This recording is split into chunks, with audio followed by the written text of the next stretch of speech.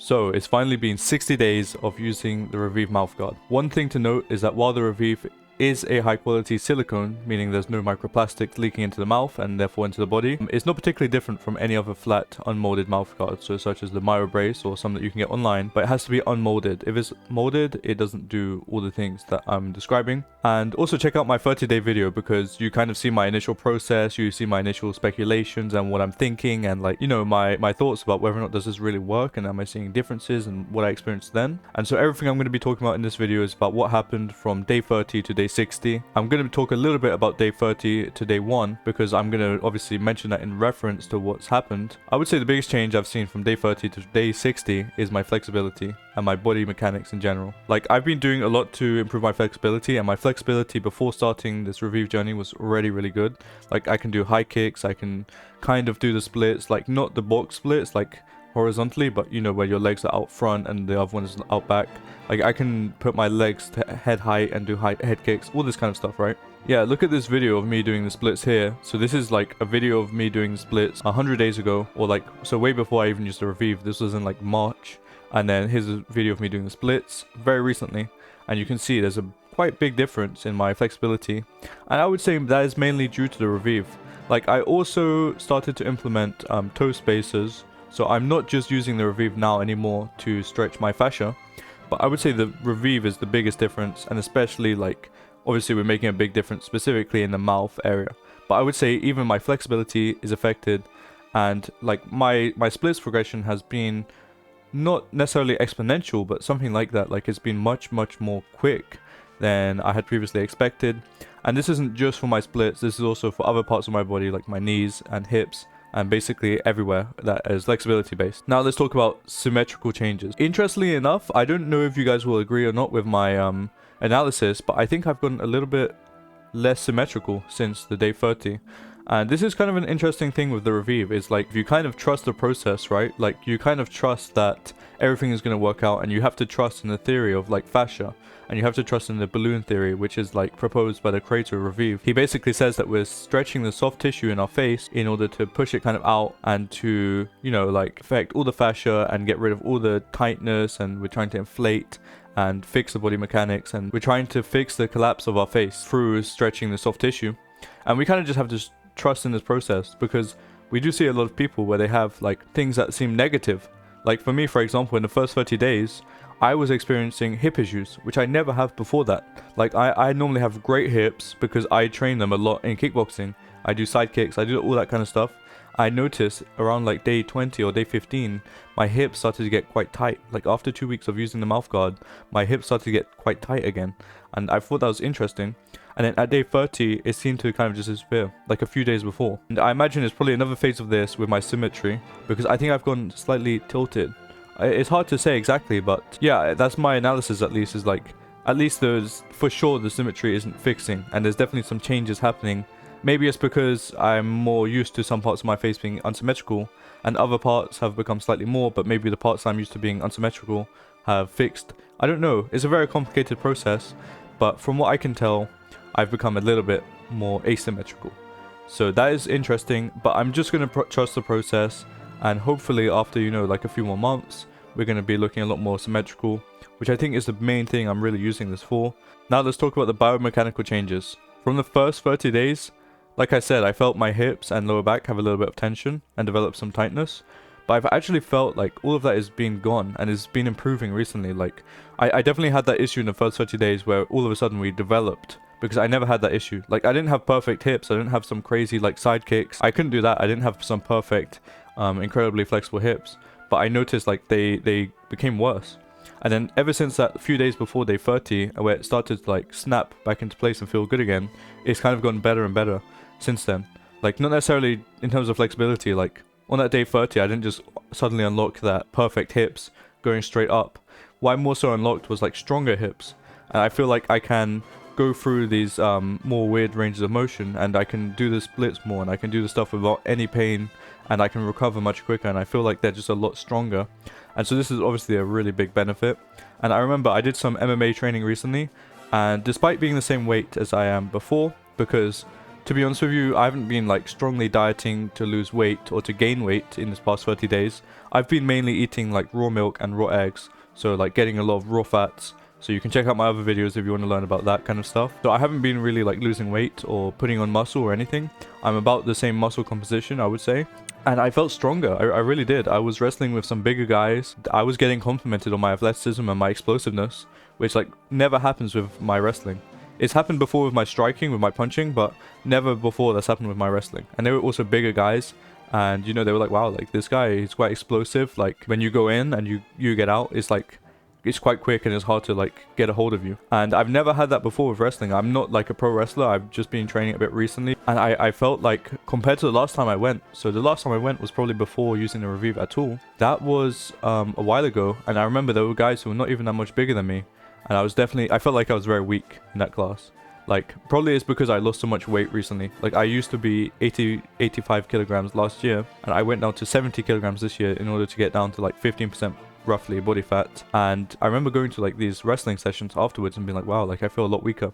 But finally it feels like despite not putting on muscle and not training wrestling, and I don't even really go to the gym anymore. I just do stretching, I just do walking, I just do like climbing. I felt like stronger for no reason. Like you can imagine it's like if I did like steroids or something. That's kind of like the level of difference I've seen. And maybe I'm over attributing this to the Reviv, because this was also like very recently, like probably towards the end of the 60 days. And like I said, I have been using the toe spacers for 20 days, and the toes are very, very important for this kind of thing. Like it gives you a better balance, like it makes your toes kind of splay out more, and therefore you have more balance and more like get more power from your feet. So maybe that could be a big part of it. But I think the Reviv is essentially a tool, and like the important part about the Reviv is not just like the Reviv itself. It's also what else it inspires you to do, like the stretching that you're inspired to do, the toe stretches, all of this kind of stuff is kind of what I would all consider to be one kind of package with the Reviv. Especially because the toe spacers were only like £5 for like 3 of them on Amazon. So that was like a no-brainer for me. Like the Reviv cost like £50, and like the toe spacers, they cost like £5. So for me, it's just like, you know what, let's just get the toe spacers and let's see how it goes. Let's talk about the facial changes. So I'm roughly, like I said, the same body fat as day 30. And it's really hard to say if I actually put on muscle or not. Like, I think I'm roughly the same if I had to predict. However, I don't know if you guys see the difference that I kind of do, but I think my cheekbones are somewhat more like out and projected, despite the fact that my body fat is the same. And normally you would kind of see that kind of thing of like your cheekbones being more projected if you lose body fat. Like if I went down to 10%, because I would lose fat here, it would make my cheekbones appear like they're more out. But I think I've seen that genuinely from the Reviv, and this is the main thing that would affect it, not the toe spacers, because we're kind of pushing out and like putting like, so I definitely feel my bone is kind of like a little bit more out. Maybe it's like somewhat placebo, but tell me what you guys think about that. Like I think my cheekbones are somewhat more out, and it's improved my facial shape as a result, because now my cheekbones are like popping, which is very nice. I mean, that's a very big benefit. It could also be like to do with the palate. To be honest, I'll show you guys my palate again now here, because obviously like doing it every time I do an update, I guess I should show it.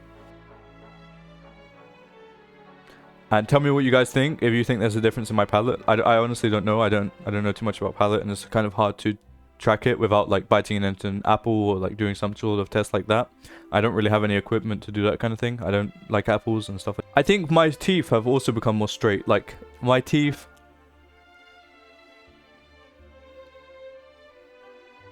seem to be coming together quite nicely. You can still see a little bit of the asymmetry. My face is somewhat tilted like here, and it should be like this and whatever. But you can see my teeth come together not too bad. They're coming together quite nicely. They're quite straight. And I think they're a little bit whiter too. So one thing I've been doing in this past 30 days as well, because I think the Reviv is really a tool, right? And the best way to use this tool is like with, so you wash it with vinegar, so you make sure it's clean every few days, that it gets a bunch of like saliva, and especially if you eat and then you put on the Reviv Mouthguard.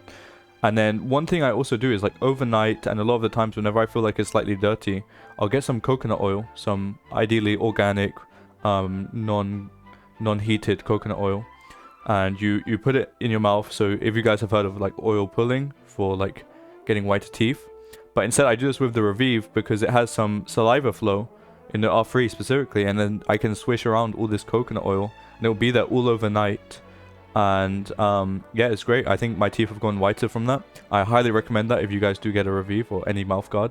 The reason why I say the Reviv is because this R3 has saliva flow. So if you get some coconut oil in your mouth, you can kind of get it all over your teeth. And it will kind of stay there somewhat. Like obviously I kind of recommend like spitting it out afterwards and whatever, but yeah, like that's a big improvement. And also I would recommend doing thumb pulling. Like I think a reason why I see a difference as well is because I also do like a good amount of thumb pulling basically every time I take off the Reviv. And I'll demonstrate how to do that because some of you guys might not know like the best way to do that. So you take 2 thumbs to your back 2 molars and you glide it forwards to like the palate. You don't want to be touching the teeth at all. You don't want to be moving your teeth with your like thumbs or putting any pressure like that. So we're just on the molars, we're just on the palate. We go here. And then we apply a lot of force on this back palate part. Forward and upwards. So we're kind of unlocking the sutures. This is like suture traction therapy mixed with thumb pulling. So we go to the sutures in the back. We roll it across and then we up. So one more time I'll do a demonstration. And I kind of have my neck like a little bit forward because it allows me to put even more pressure. I don't know what it is. Like I'll do another demonstration, but you can kind of notice like a lot of thumb pulling people, I think, I don't know, it's kind of weird. I don't really think it works too much without the Reviv because in my opinion with the Reviv it kind of keeps it in place and continues like applying pressure. Or like a Marpy, like a palate expander, that kind of device. So I don't really believe thumb pulling works by itself. But with something like the Reviv, I think it kind of like keeps it in place and then therefore, you know, your progress is actually doing something. Yeah, so I'll show it again though. So we go to the back.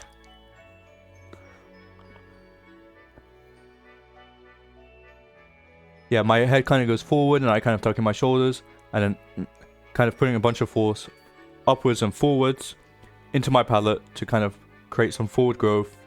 Ideally, you know, stretch the tissue and all this kind of stuff. And I think this is a big thing that also is the reason why I see a lot of difference. And like obviously also I do a lot of stretching. Like basically everything I do to work out now is like stretching plus like maybe a bit of climbing and MMA every once in a while, like with wrestling. But yeah, I mean like basically I'm doing everything I can to get progress as quickly as possible, like toe spaces on like as much as possible. I'm wearing the mouth guard like 16-20 hours a day. I'm doing thumb pulling every time I take it off. I'm eating like raw milk, raw eggs, like really good diet for getting all the nutrients I need. I'm getting a lot of sun, so vitamin D, which can help with like bone growth. You know, I'm doing so many things and like raw honey. I'm just doing so many things to like make it as quick as possible. So I think my progress will be like super quick. And hopefully soon we can see some crazy symmetry changes. But genuinely, like, I have been impressed because I feel like every 30 days there's probably going to be some big difference. Like, yeah, in these 30 days it was a big biomechanic change in terms of like, I feel strong now. Like, I feel like I have more balance, I have more explosiveness, I feel more athletic. And my flexibility has also improved. So I feel like what's really happened now, and this may be a big part because of the toe spacers, these things seem to be largely related to the toe spacers, right? Like my flexibility in my hips and my knees and my ankles and whatever, and my explosiveness from my feet, theoretically. So therefore, it could be a large part due to the toe spacers, but it's also in large part due to the general idea of the Reviv and the fascial theory, and like using both at the same time. So like I couldn't tell you if I would have the same results with just a Reviv. I would probably argue no. Like if I was not using the toe spacers, I mean. So yeah, I mean what I'm really hoping though is that we're going to start seeing some major changes, which we already are. We are seeing the teeth get a lot straighter, but what I'm talking about is like maybe the symmetry can be changing, but I think it takes time. Like this is something that's really hard. And let me guys know what you think. Like if you guys see a difference in me yourself, and if you think like, oh, actually you actually look more symmetrical to me, then it's like, let me know in the comments. And yeah, I hope you guys enjoyed the video. I probably will be doing the next update at like 100 days, because 90 days is a bit like, I would prefer to just do 100 days. I think it makes a better title and stuff. Unless there's something crazy that happens in between today and 90 and I'm like, wow, like I gotta make like 2 videos because this is just crazy. Like there's so many changes. I think we're gonna be doing 100 days as the next one. And let me know if you want to see like any guides on anything that I do, and like know about anything specific to health, related to the Reviv and toe spaces and like all of this fascial stuff. And I'll make some videos on it. But right now I'm just making videos on health and on, you know, my mouth guard updates and all this facial stuff. And yeah, also I've got another video coming out about my skin. So if you want to see about how to get rid of scars and stuff like that, you know, subscribe. I'm gonna release a video about that, about using pineapples and some other stuff in order to get rid of scars on the face and anywhere on the body. So yeah, that's gonna be coming out a few days after this. And yeah, I'll see you guys at day 100, I guess.